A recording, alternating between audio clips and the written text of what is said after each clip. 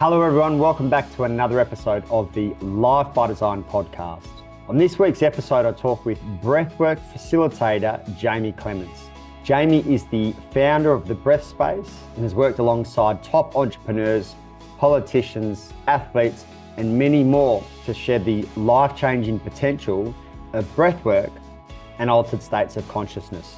In this week's episode, we spoke about the importance of moving from autopilot to authenticity, the importance of expression, how anger is actually a good thing, the importance of self-inquiry, and much, much more. Enjoy the episode. Now, guys, before we start this week's episode of the podcast, I want to talk to you about the Life by Design Mastermind. The Life by Design Mastermind is the mastermind for go-getters and high achievers who are looking to create a more successful, fulfilling, and balanced life by design. If you're serious about transforming your life, achieving your goals, and living a life on your terms, then the Life by Design is your golden ticket. Head over to the show notes and click on the link for more details about the program. Jamie Clements, welcome to the podcast. Thank you, Blake. Thanks for having me, man. Mate, I'm excited to talk to you. I've obviously a breathwork facilitator myself, but it's so good to be able to talk to other breathwork facilitators, get their thoughts, get their opinions, get an insight into their worlds. Before we get started on that, can you give the guys a 60 to 90 second spiel of who you are and what has got you to where you are today?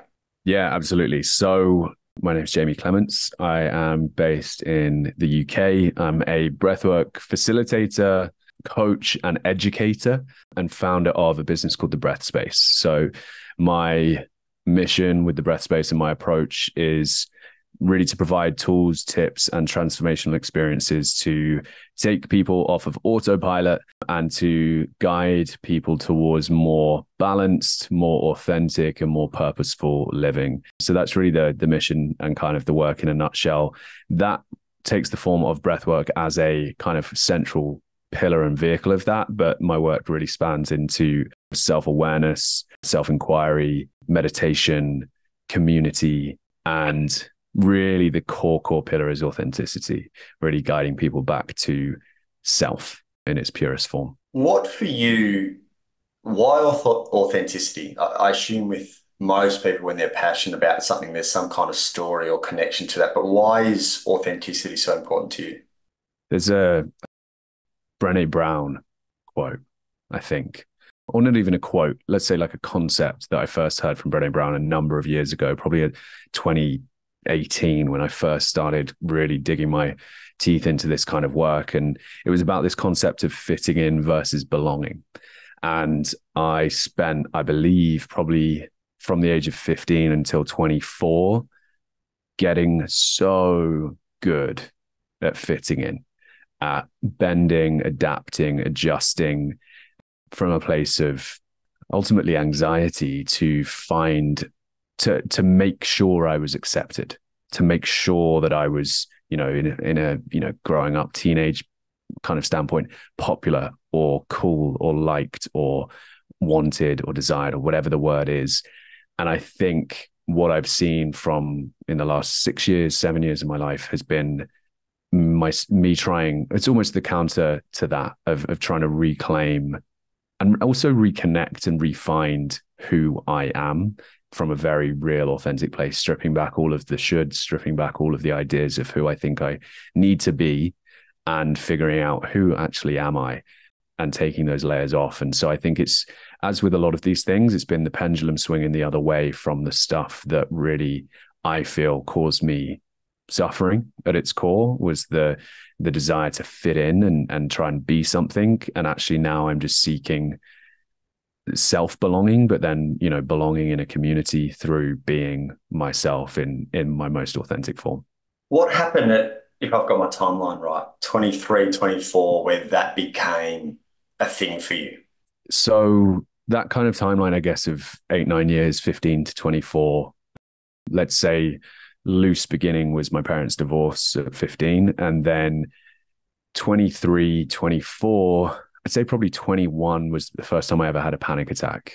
22, 23, 24, things got gradually more intense, gradually more debilitating. I would just say I was always a master of deception in terms of keeping this stuff under wraps. I was having my panic attacks in the cubicle, in the toilet cubicle at work, rather than out in the open. I was very good at keeping things under wraps, but it got to a point where my inner world and only really those absolutely closest to me could see that it was all getting a little bit too much. And, I was dealing with suicidal ideation. I was dealing with really dark periods and challenging times led by panic attacks and led by anxiety.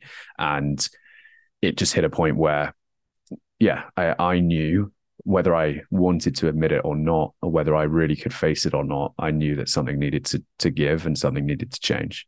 Why did I assume breathwork was obviously a key component of that. Why was breathwork your go-to? Was there other things you tried, whether it was traditional forms of psychology, psychotherapy? Like why breathwork? It would make such a better marketing story if it was breathwork first and breathwork only. I wish from a business perspective that were the case, but I know reality perspective, it was never going to be the case. But so first, I tried probably through my early 20s, counseling, talking therapy, CBT, different forms of traditional talk therapy. And I thought I just hadn't really gotten anything from it. But I now know that I hadn't found the right therapeutic relationship. I hadn't found someone who actually made me feel, I wasn't ready. One of the two, maybe a little bit of both. And so at 24, I started working with a therapist again, a therapist that actually I resonated with, that I felt relatively safe with, and felt like I could actually go into some of this stuff and get a grasp on perhaps what was going on, but also where it might have come from and what had led me to the place that I was in. So that has always, I still work with a therapist. It's a very key part of what I view as kind of my overall well-being and performance. Then came, I suppose, a combination of what I view now as a pretty traditional list of support structures in the form of exercise, yoga, exploring meditation, ultimately diving into self-care, self-inquiry, self-awareness. I was always, and I lost touch with this a lot through my late teens and early 20s, but growing up, I was always fascinated by human nature and psychology. And so I really enjoyed actually connecting to, those worlds as I was going through my own journey.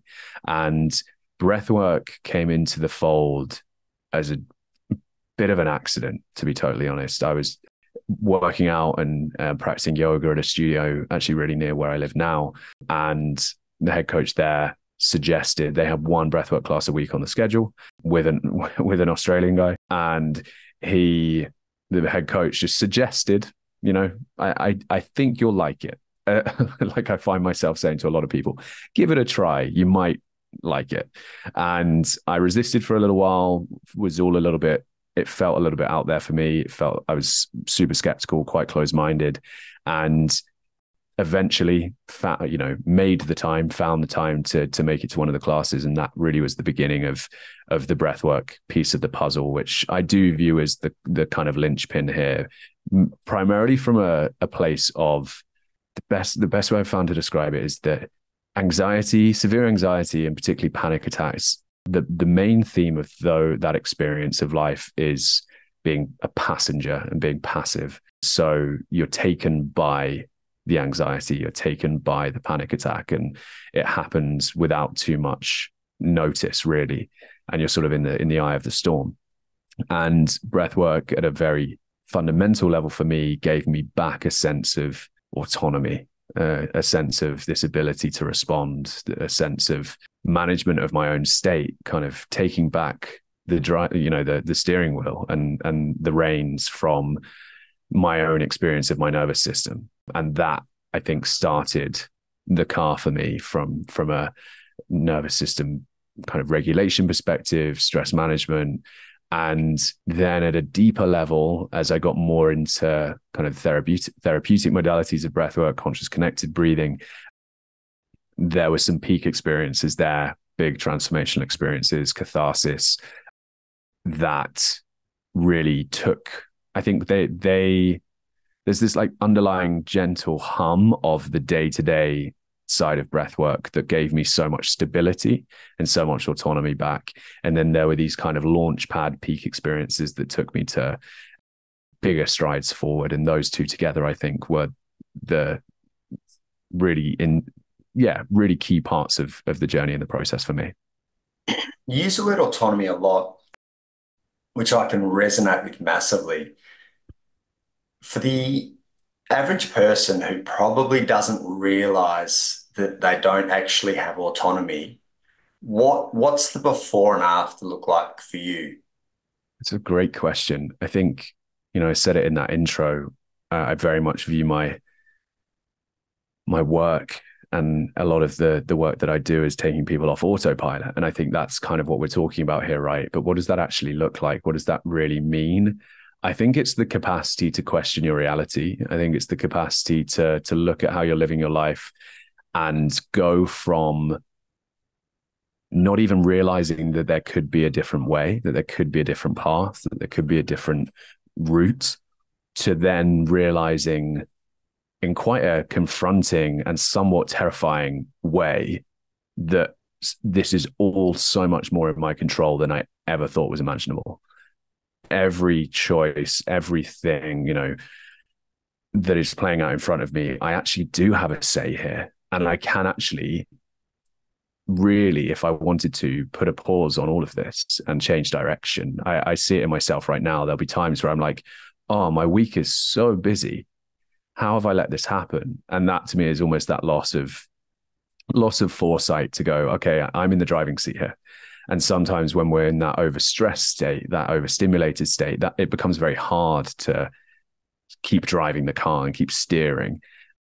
But that to me is the before and after picture, really, is going from you are essentially being pulled through life and it's just happening. It's that old, I guess, that thing that's seen a lot at the moment, spoken to a lot, life happening to you versus life happening for you. And I think that is the biggest shift when it comes to autonomy and taking back autonomy over your life. The other thing that probably stands out to some people, if they had to reflect on themselves, is really the difference between reacting and responding, and moving from that kind of autopilot reacting to an awareness that comes with responding. What have you noticed in your world, I guess, kind of real life examples? And you gave an example there. But what other examples might you have experienced of like, oh, fuck, previously the previous version of me would have reacted or gone into autopilot on this or gone into panic, overwhelm, as opposed to now, and how you navigate life? I think it's an unfolding process ultimately, because there are definitely areas of my life where I'm like, oh, that was real reactive. And it's by no means a finished product as it is rarely for anybody. But I think where I see it showing up in my life is boundaries, which is a word that gets thrown around a bit too much at the moment, but boundaries and kind of conflict. I'd say I was raised in a relatively conflict averse household. And so conflict has always been something that I have had challenges with. And from a reactive place, I'm not necessarily kind of explosive in conflicts. I very much shut down and withdraw. And linking that kind of through to boundaries, I definitely see myself in where I am now today in my life, able to, without it sounding overly cliche, see a situation unfolding, hear something from somebody else, stop, take a breath, tune into how does that make me feel? What are my needs here? How do I want to communicate here? And then actually deliver that in a way that is balanced and respectful of both myself and somebody else. Like that to me is the perfect manifestation of that. It's by no means always perfect, but I think that is one area where I definitely feel it's that ability, I suppose, in whatever, not even just that example, to feel the feeling, whatever that feeling is, strong, weak, negative, positive, to feel it and still have a decision over what my next response or step is there. Because I don't think, I don't think the trigger or the feeling ever fully dissipates. We want to feel things. It's this whole idea, I think this misunderstanding of stoicism in a lot of modern kind of culture, which is stoicism is actually about feeling that feeling to its fullest capacity and then responding from a place of balance in the face of that feeling. So yeah, that's kind of what I feel from a position of, that responsiveness as opposed to reactivity. Do you remember around that time, 23, 24, or somewhere along your timeline, when your relationship to feelings changed and how you were able to sit in them? Because for a lot of people, it's a 5 to 10 second process of anxiety and then shut down, numb, disconnect, dissociate, whatever it might be. But for you to be able to hold yourself in that and come out the other side, do you remember kind of that process for you? Yes, it's interesting. It's bringing up a couple of different things because I recently recorded a podcast episode with my mum, and she said, I actually don't have a huge amount of clear memory from pre-15. That part of my life is very patchy at best. I'm working on sort of hearsay rather than my own memory. And my mum said, I was always a sensitive child, not sensitive in the sense of crying easily, just thoughtful, caring, deeply thinking. And so that's always been a theme of my life. And I actually think a lot of my challenges came from a place of high sensitivity. I did feel things very deeply. And then if we kind of work with some of the existing ideas around trauma, I think with my parents' divorce and a few other things stacking up on top, I was blown as a sensitive individual way outside of my window of tolerance. I was blown to smithereens. And then post that, I was in a narrowed window of feeling. I was in a very numb. I always characterize my experience of depression as, yes, there were some low lows, but it was mostly numb. It was mostly non-feeling. It was mostly the gray and no big highs, no big lows. And I do then remember as my anxiety worsened over kind of my late teens, early 20s, that I did have really strong, as the panic attacks came and the anxiety worsened, really strong emotional reactions to things. But only at the extreme. It was really only at that, everything coming to a head, I think from a place of such repression most of the time, that it would boil over at that 1-2% and be really quite extreme. And over the last 6, 7, 8 years, I would say in the last 3 to 4 years is where I've done my best work with my emotions. I think in terms of anger being a really, really obvious one, I guess, because I've always been the person who, I'm just not an angry person. I don't really get angry. And that to me, now looking back, I go, well, there's part of the problem. So I've learned to feel anger, and I've gotten it wrong as on the way to getting it right. So I've had my pendulum swing in the opposite direction from never getting angry to blowing my lid, flipping my lid, being too angry, not being able to regulate it. And I think that's the journey that I've been on, is emotional repression at one end of that pendulum through to emotional expression in the extreme and actually like emotional dumping, to now where I'm working towards, again, work in progress, to a place of emotional regulation, which is feel it fully, be able to sit in it. And I think there's this really challenging piece in modern personal development around this desire to regulate the emotion. And I think regulation can be repression in disguise, and feeling the emotion. And actually this capacity, actually just to sit in it without losing yourself in it, and really just feel it fully. And I got my partner, actually probably won't mind me saying, she probably 5 to 10 times over the course of our relationship has complimented me on how good I am at crying. I can feel a really strong, emotion. I will cry, I will sob, and then it'll have passed through. And that, I think, to me, while it can be heavy in the moment, I do kind of appreciate that about myself, because I see it in in children, they feel it fully, and it's passed by like it was never there. And I think we can take a lot of learnings and lessons from kids in that capacity. I don't know what research you've seen on this, but I've seen a fair bit of research around feeling fully is only a 60 to 90-second process in terms of emotions, which if you can really get your head around that, there's a lot to be said. And as we kind of spoke of briefly earlier, for some people, those quote unquote bad feelings, which is an interesting term that we've created, Mm. only allows them to kind of sit in something for 5 to 10 seconds before they're looking for a way to kind of escape. But there's a lot to be said for that 60 to 90-second process, and also being mindful of, kind of the repression or the suppression of it. Have you read The Body Keeps the Score? In bits and pieces. I've Mm. always found it quite a heavy read. Oh, dude, And it's so dense. I tend to head elsewhere, but I have, yeah, over the years kind of got myself through it. I think when you read that book, you really understand the importance of being able to feel things fully and not hold on to them. Obviously, the general population, I think, from what I've seen, probably thinks that if we don't feel something fully, it just disappears. But Yeah. when you realize that you hold on to it, you realize the importance of a regular emotional hygiene process.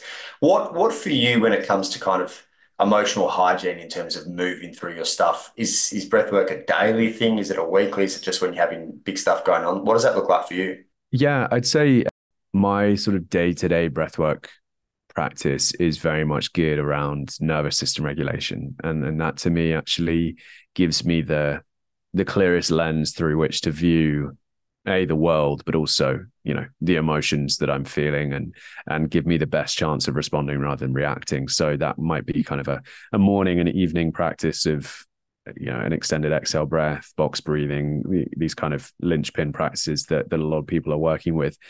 Conscious connected breath work and these deeper practices, I now more reserve for exploration or big emotional hygiene, I suppose, from a perspective of like, okay, I feel like I'm carrying a real weight right now, and I could do with shedding some of this load. So that's definitely a big part of it. I love, for emotional hygiene and processing, movement, so shaking, embodiment work, really like the physical expression of the emotions. Anger work has become an increasingly enjoyable part of this process for me. So, my partner and I and her little girl will regularly kind of laugh and joke, but also do quite genuine work of, punching pillows, screaming into pillows, like letting loose, letting go in the way, again, that you would encourage a child to of those emotions. And so, yeah, I think breath is definitely a piece of it.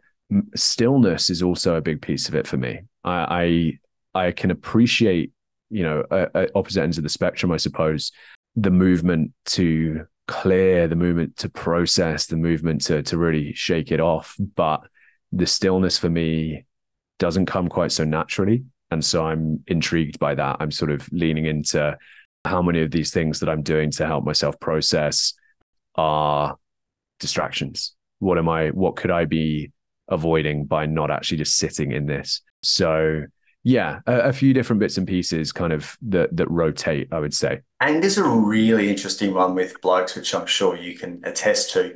What did you notice with your relationship with anger when you first started expressing it fully? Did it feel good? Was there judgment? Did you find yourself kind of pulling back and being quite reserved in it? What was that process like for you?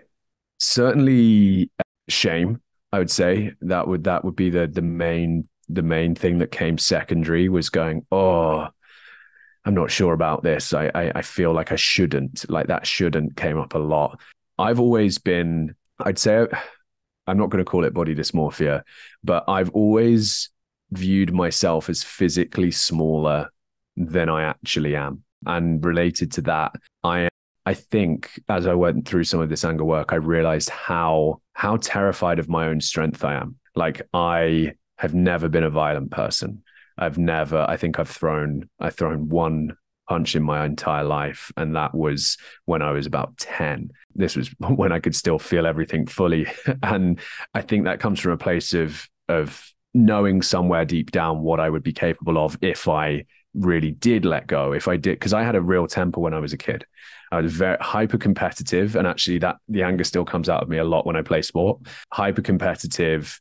That punch that I threw was me and my best mate at the time, who were the two best football players on the team. And we were just playing at lunch and we were getting at each other. And then we just got into a scrap just from that place of like complete elevation of competitiveness and frustration and just rage.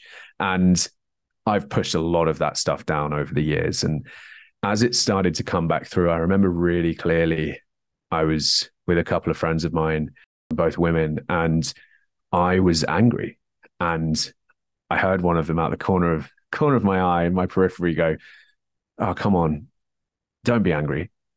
And that actually really got me. I was like, I feel like I normally, and I noticed some growth in it, because I normally would have gone, "Yeah, you're right, I shouldn't be angry." And I just turned around and I was like, "No, actually, I'm really fucking angry. And I feel like my anger is valid. So I don't want to upset you guys. I have no interest in doing that, but I need to feel this anger. So kind of like get out or just allow it to happen." And I do think there's a really challenging piece, bloke to bloke, but also between men and women, which is women rightfully, for a number of reasons, have learned to fear male anger. And men have also learned to fear male anger because it usually spells violence, confrontation, because no one's got the skills to really feel it and express it that well. And it tends to come out ragefully, violently. And so, yeah, for me, it's been a real challenge because I still hold it back for sure. I don't raise my voice particularly.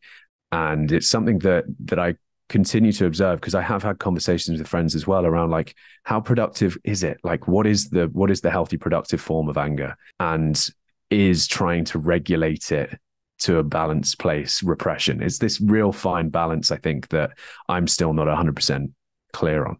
Where do you find it productive? There's a number of, I've had the same conversation with a lot of blokes and mentors of mine as well.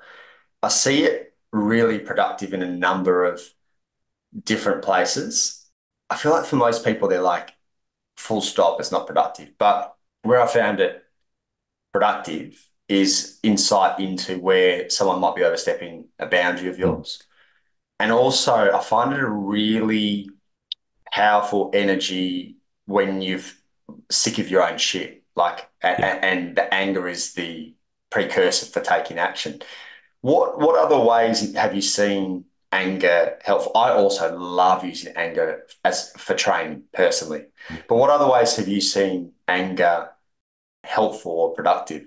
Those would be my top three, to be totally honest with you. As you're asking that question, I did an Angus kind of workshop with a retreat group of mine.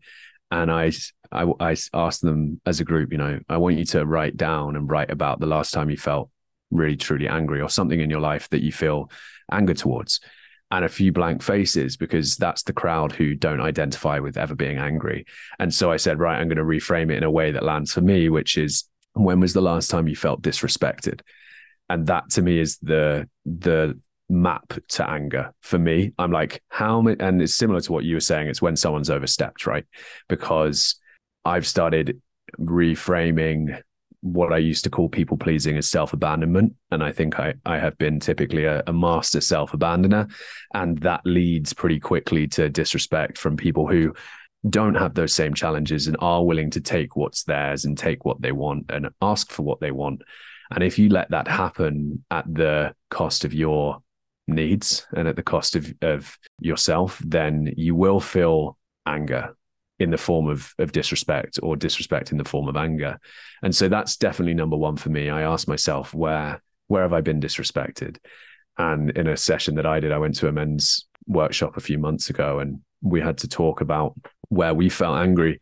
And all that came out for me over and over again was, I'm really fucking angry at myself for allowing myself to be disrespected.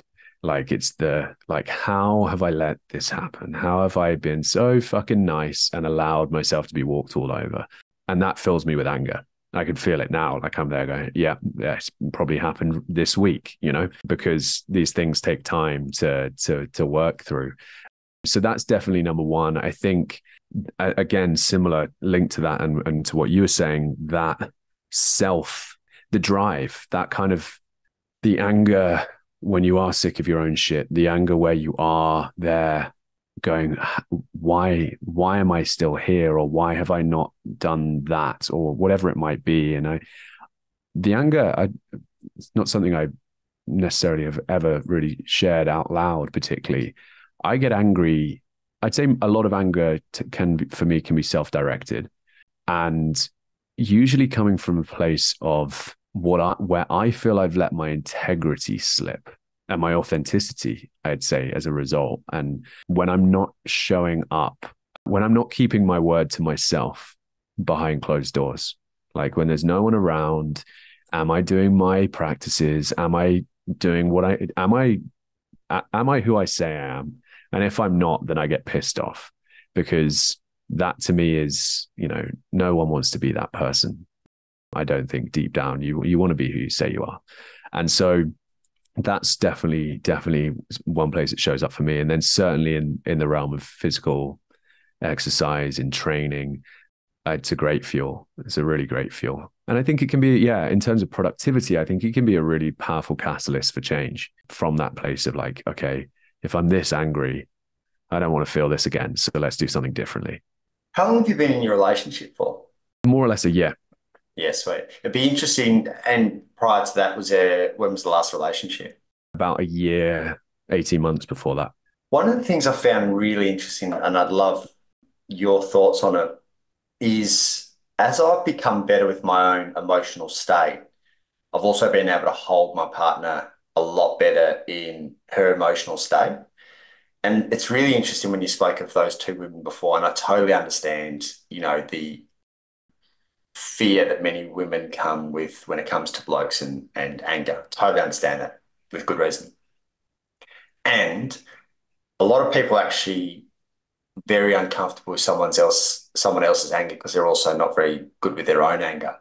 So what's been your relationship, or what have you noticed in your ability to hold your partner through their emotional states as you've got better at holding yourself? Yeah, I'd say it's certainly improved. I find myself able to really encourage expression, encourage feeling, encourage that expansiveness from the higher end of the emotional spectrum and the lower end of the emotional spectrum. I'd say where I fall down, or where I'm a work in progress, is in my ability at times to still take it, to make it about me. Even if it's not about me very clearly, I still can have that capacity to make it about myself. And that's where I go, oh no, like, what have I done? What's wrong with me? Why doesn't she love me? It's all the abandonment bits and pieces that can show up around it as well, where I'm like, okay, I'm clearly not good enough if I can't make this person happy all of the time. And that's, it's rubbish. But that is probably where I fall down, and where I'm working towards is the ability to really hold all of the emotions fully wherever they're coming from, and not take it personally and not make it about me. But I've certainly, absolutely seen that kind of growth in our collective capacity to just hold strong feelings.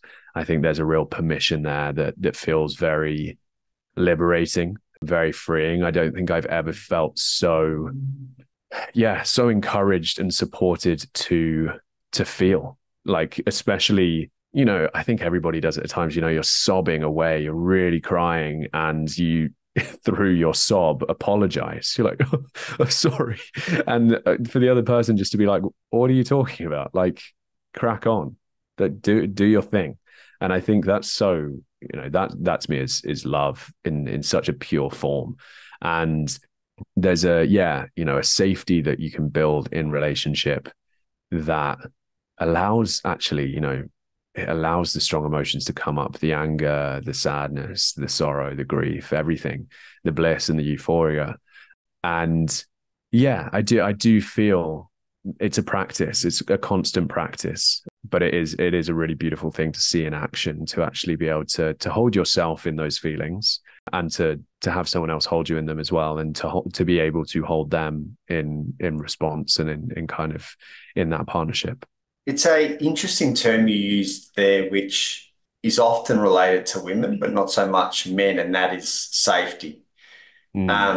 But I resonate with that deeply. And on a deep level, blokes have a desire for freedom. And freedom, I think for people, when they think surface level freedom, they're like, oh, go and do whatever you want. That's not it. Freedom is like the freedom to be themselves first and foremost. And there's a lot to be said for men feeling safe. And I don't know that, I don't know what it looks like in your world. In my world of coaching and previously with men's work, it's not a term that they initially connect to. I want to feel safe. But when you break it down, they're like, oh, fuck, you're absolutely right. Like, there is a safety that I want. And I'd be interested to know what it looks like in your world. What I've seen personally is that a lot of women believe that a man can't feel, he can't communicate, he can't connect. What I've seen to actually be the case, and everyone's obviously trying their best, is there's a lot of people that just don't have the skills to be able to hold someone in a really non-judgmental space without getting dysregulated themselves and without making some kind of, judgment. Is that something that you've kind of noticed as well in terms of a pattern? 100%. I think, we talk, or see a lot of talk at the moment about this like epidemic of male loneliness. And to me, at its core, loneliness is a lack of safety. If your loneliness is ultimately coming from a place of self-isolation because you don't feel like anybody has your back, then that is at its core you saying that you don't feel safe. Because if nobody's got your back, then you don't feel safe. And it's sort of chicken and egg. You're alone, so you feel unsafe, but you feel unsafe, and so you isolate yourself, and so you feel alone. And so it's this self-fulfilling prophecy of male loneliness. And I think there's so much from a man to man safety perspective as well. I don't know that many men who feel fully safe in the presence of other men for a number of reasons as well. To come back to your question though around male-female relationships, I definitely sort of agree with your angle here, which is and I don't necessarily dive into this side of this stuff too much anymore, but I used to explore a lot around men's mental health and patriarchy, and looking at this legacy of patriarchy in terms of the impact on men's emotional capacity and emotional expression and repression ultimately. And basically my view would be that not just men have been impacted by that, because we've all been living under those conditions, and a lot of women have found themselves in a place where actually they have been conditioned not to accept male vulnerability and male emotional expression either.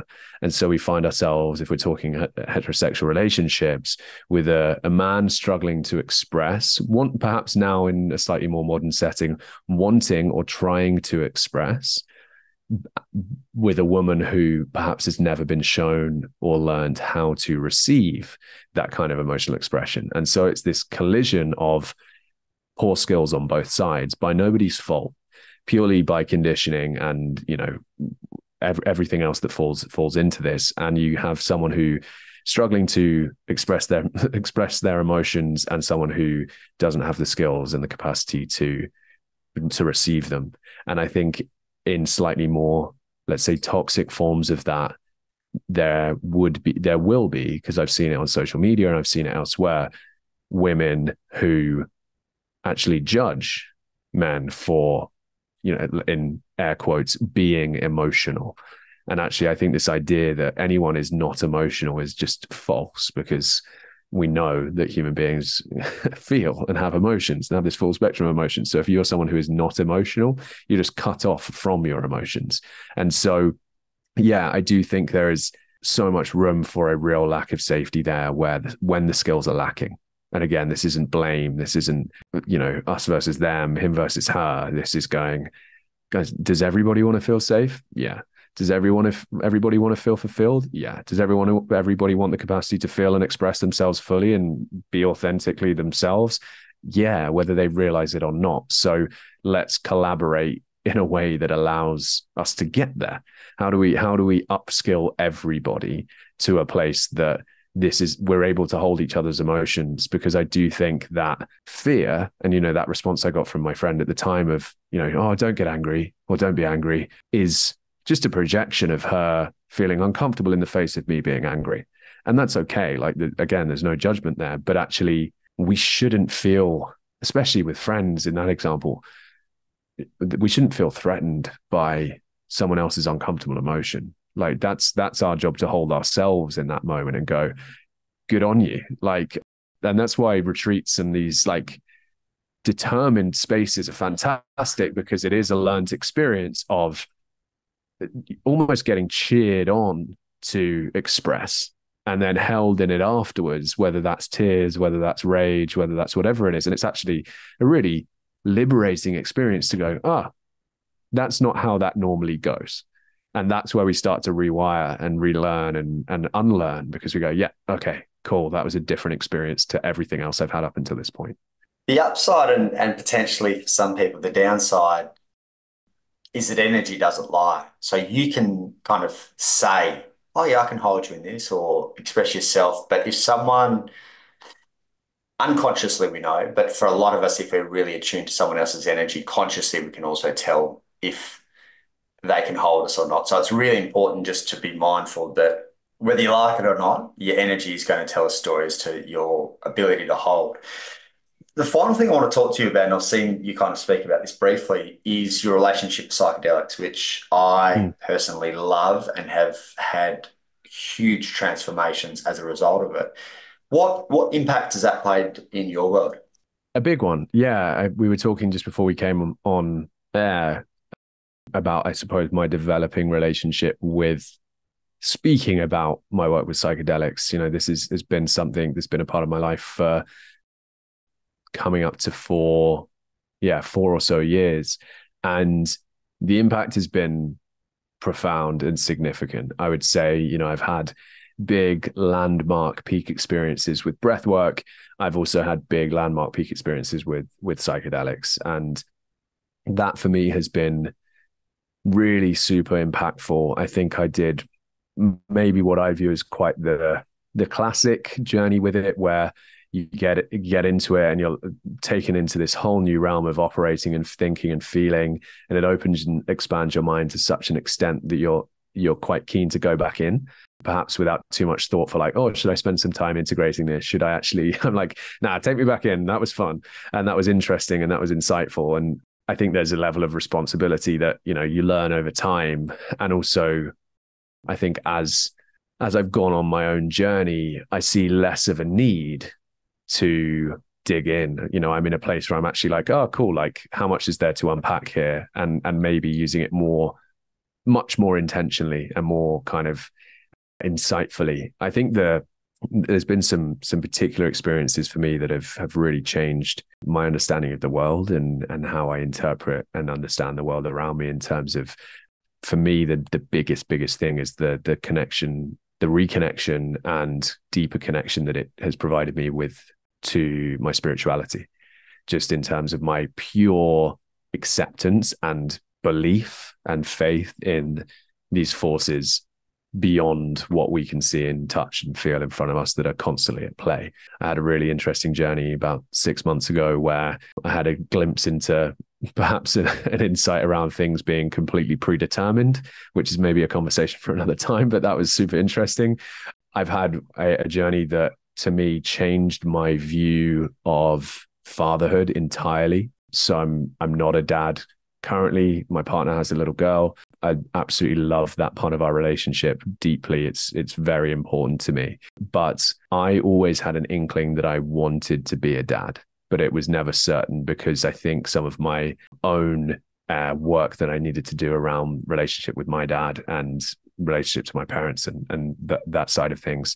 And I had an experience that I came out the other side of, and the only way I can describe it was certainty.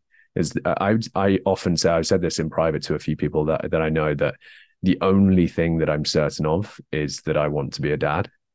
And I'm not, and I like the fact that I'm not certain about many other things in my life, because I like the capacity. You know, my work could change tomorrow. All of these things where I live could change tomorrow, but I know with certainty that that is something that I will do and want to do in whatever form that takes. So that was a huge one for me. And then I'd say perspective is probably the word. They give and have given me the greatest amount of perspective and just the capacity to zoom out and just see things as they are and provide a sense of novelty, of self-connection, of clarity that I don't think you can really find anywhere else. And so, yeah, I'd say they played a big role. I've learned more and more about that work, and I find it fascinating as just a field of study and a field of work that links obviously into the work that I do with breathwork as well. But I do think, as with all good things, there needs to be responsibility and integrity and an air of caution, as with all of these things, just to make sure that we're doing things in the right way, that we're taking care of ourselves, taking care of others. And yeah, I think I could talk for a long time on that side of things. And there's a lot of thoughts in my head, but I think that covers some of the key pieces. I think my favorite quote ever on altered states is, altered states of consciousness altered states of consciousness have the capacity to violate our expectations of reality. So that to me is really, it's not an elaborate quote, just a very simple one of, actually, if you want to change your mind, if you want to really view things through a different lens, come off autopilot, to come back to what we were talking about at the beginning, it's a very good way to do that, to get a different perspective, to see things through a different lens, and then come back with an open mind and see what lands, see what sticks, and see what work there is to be done. Right, there's a lot in that. There's a lot in that, which is awesome. For those that want to find out more about you and the work that you do, where's the best spot to send them? Instagram is probably the best place to start. So the breath space with an underscore between the breath and space.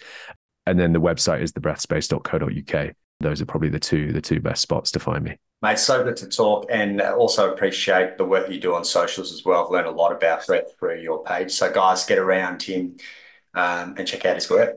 Thanks for jumping on, Jamie. Thank you, mate.